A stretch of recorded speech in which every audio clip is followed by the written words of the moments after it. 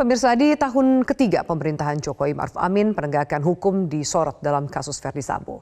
Bahkan kasus Sambo berdampak pada merosotnya tingkat kepercayaan publik terhadap Polri. Lalu bagaimana mengembalikan tingkat kepercayaan publik di bidang Polhukam di 3 tahun masa pemerintahan Jokowi Maruf Amin? Kita membahasnya bersama Menko Polhukam Mahfud MD. Selamat malam Pak Mahfud MD. Selamat malam, Afiani. Ya. Pak Mahfud MD, kita tahu bahwa PR terbesar dari bidang Polhukam di 3 tahun pemerintahan Jokowi Maruf ini adalah mengembalikan kepercayaan publik, terutama yang turun drastis akibat kasus Sambo.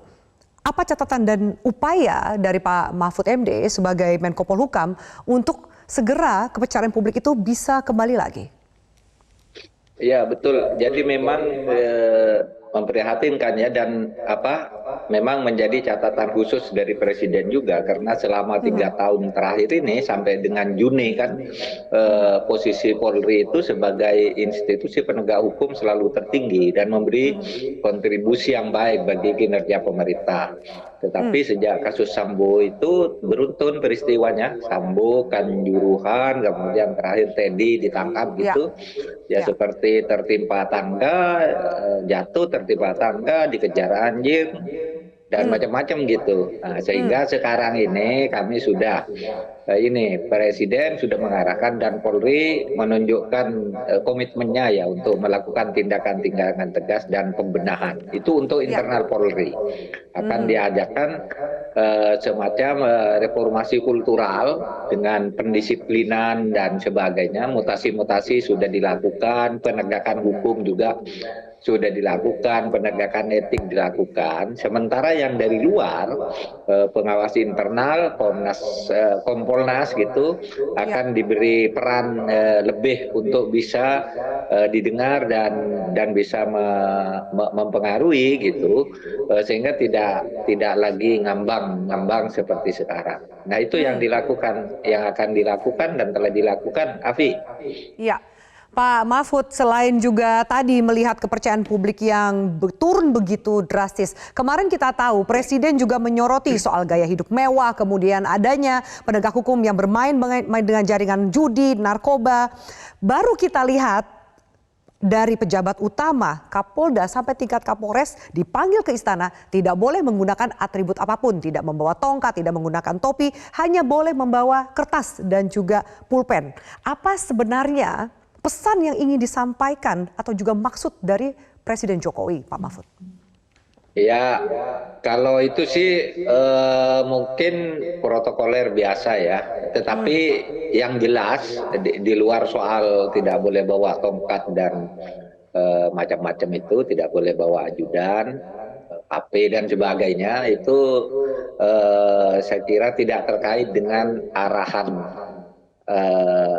atau substansi arahan Presiden. Tetapi di atas itu semua Presiden sudah lama tuh memberi perhatian, bahkan pertemuan itu sebenarnya bukan dadakan juga, bahwa hari itu ada peristiwa itu lalu dipanggil Presiden. Jadi tidak berkaitan dengan kasus Teddy Minahasa.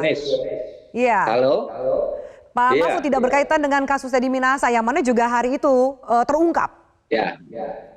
Okay. Iya, hari itu terungkap, tapi kan tidak direncanakan lalu karena ada kasus itu lalu dipanggil gitu kan tidak juga kan. Panggilan itu sudah beberapa hari sebelumnya tentunya kan dari berbagai daerah. Iya, Presiden pada waktu itu ya memang memanggil mereka untuk mengatakan berhenti sewenang-wenang, berhenti menunjukkan hidup mewah, jangan hedonis gitu ya.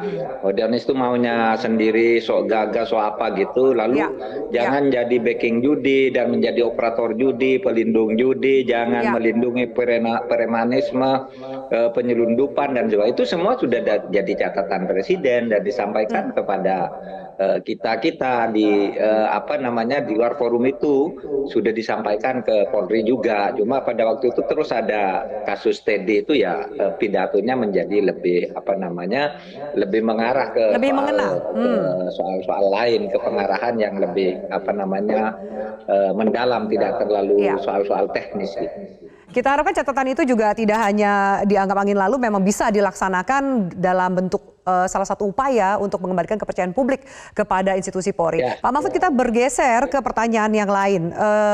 Ini tanggapan Anda sebagai Ketua Tim TGIPF, kita tahu bahwa ada rekaman CCTV di Stadion Kanjuruhan yang dihapus atau terhapus sekitar 3 jam 21 menit yang menyulitkan juga tim untuk mengungkap siapa pihak yang bertanggung jawab. Fakta sebenarnya, termasuk juga hari ini yang disoroti adalah batalnya otopsi dengan alasan pihak keluarga yang belum memberikan izin.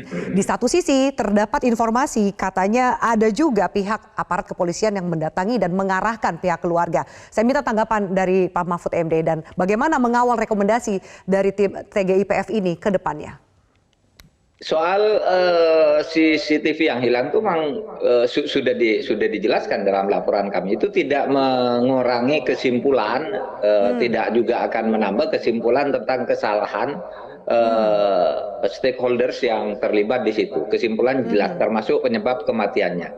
Nah, soal yang sisanya yang hilang itu kayaknya itu mau didalami oleh Komnas HAM ya.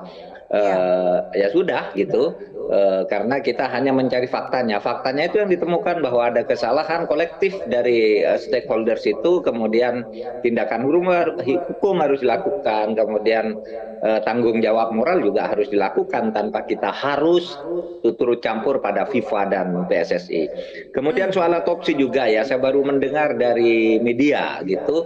Ya nanti besok akan saya cek, tidak boleh terjadi hal itu misalnya dilakukan oleh aparat. Ini kan kalau misalnya hari ini gagal misalnya ya permintaan otopsi itu, bisa saja nanti Komnas HAM minta lagi, dan itu kalau Komnas HAM itu juga sama kedudukannya harus di ini yang permintaan otopsi yang ini yang kemudian batal ini kita baru mendengar, dan nanti kita akan urus lah.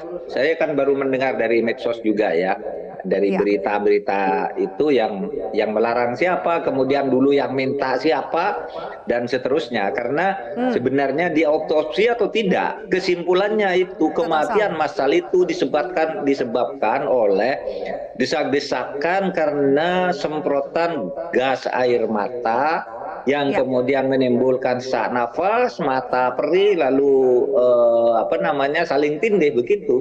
Itu sudah jelas kesimpulannya. Tidak perlu soal otopsi, itu kan bertanya soal kandungan racunnya. Nah itu penting juga. Kita kalau kandungan racun atau zat yang mematikannya kita juga sedang menunggu dari BRIN gitu.